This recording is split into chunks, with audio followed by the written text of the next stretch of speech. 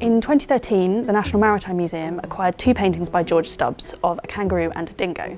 These are hugely significant paintings as they come from Captain Cook's first voyage to the Pacific. They were completely strange animals at the time, so they really give you a sense of trying to capture that kind of awe and wonder. The two Stubbs paintings that belong to the National Maritime Museum are painted in wax and there's no oil binder. It hasn't really been fully investigated how he applied the wax paint. So my role here is just to try out different wax techniques and read treatises of the time to look at recipes. And then I'll be doing a reconstruction of Portrait of a Large Dog. I knew certain things about it. For example, it definitely has a thick white ground layer.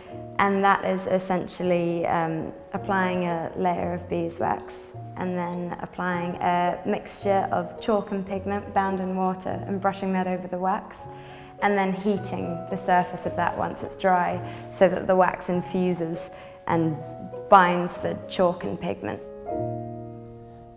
Stubbs didn't really draw out his image, he just applied a wash. So that's kind of what I'm trying to do.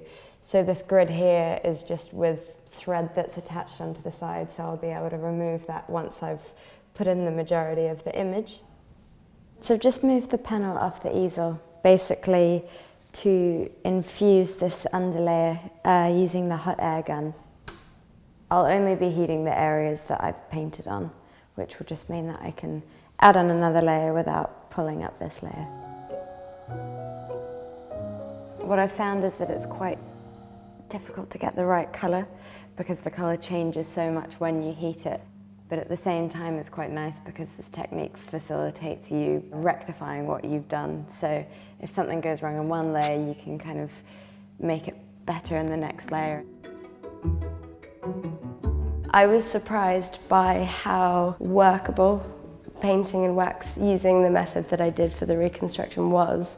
One of the really positive things about it was the fact that you could layer it, and each time I heated it, it wouldn't pull up what was underneath. So it meant that I could manipulate it in a certain way and give it a little bit more depth. And that was something that I really, really liked about it.